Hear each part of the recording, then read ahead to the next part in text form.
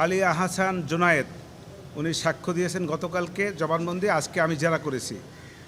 জেরায় বিভিন্ন প্রসঙ্গ এসছে, বিশেষ করে সর্বশেষ দিকে যে আমি প্রশ্নটা করেছি তাকে, সেটা হলো এরকমের যে যতগুলি কর্মসূচি আপনারা ঘোষণা করেছেন, লাইক 31 জুলাই গণগ্রেপ্তারের প্রতিবাদে আন্দোলনের অভিমুখে মার্চ ফর জাস্টিস, তারপরে রিমেম্বারিং আওয়ার হিরোজ, তারপরে 1 আগস্ট তারিখকে 32 জুলাই হিসেবে গণনা করা, এবং এক দফার দাবি, এই যে এক দফা বলতে সরকার পতনের এক দফার দাবি, এই যে দাবিগুলি ছিল পর্যায়ক্রমে নীল নকশার অংশ, যার সর্বশেষ যে বিষয়টা ছিল সেটা হলো এই: একটি বৈধ নির্বাচিত সরকারকে তার ক্ষমতা থেকে পদত্যাগ করানো বা অবৈধভাবে তাকে সরাইয়ে দেওয়ার জন্য যে সমস্ত পরিকল্পনা দীর্ঘদিনের ছিল সেটিরই বহিঃপ্রকাশ। এবং আজকে যে সাক্ষ্য দিয়েছেন তিনি ছিলেন একজন সংগঠক, উনি সমন্বয়ক ছিলেন না।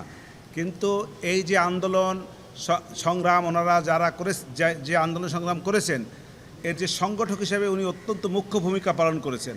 অতএব আমি মনে করি এই যে আন্দোলনটা তারা করেছিলেন সে আন্দোলনটা ছিল অবৈধ এবং বৈধ সরকারকে উৎখাতের জন্য।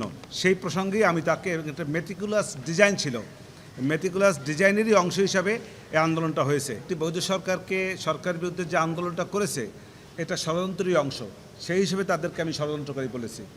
আর টার্গেট করে গুলি করেছি এই জন্য, যেহেতু এটা একটু ষড়যন্ত্র, সেই জন্য আমি মনে করি এবং আমার ক্লায়েন্ট মনে করে যে এই গুলিগুলি তার নির্দেশে, আমার শেখ হাসিনা, আমার যে আসামি শেখ হাসিনা স্বরাষ্ট্রমন্ত্রী, তাদের নির্দেশে হয় নাই। এটা তারা নিজেরাই যে কোনোভাবে হোক তৈরিকৃত একটি গুলির অংশ। এর সঙ্গে স্বরাষ্ট্রমন্ত্রী শেখ হাসিনা তারা কেউ জড়িত না। আমি মনে করি আমি মোটামুটি যেসব সাক্ষীদেরকে জেরা করেছি আমি ভালো জেরা করেছি, ভালো ভালো পয়েন্ট আমি আনতে পেরেছি।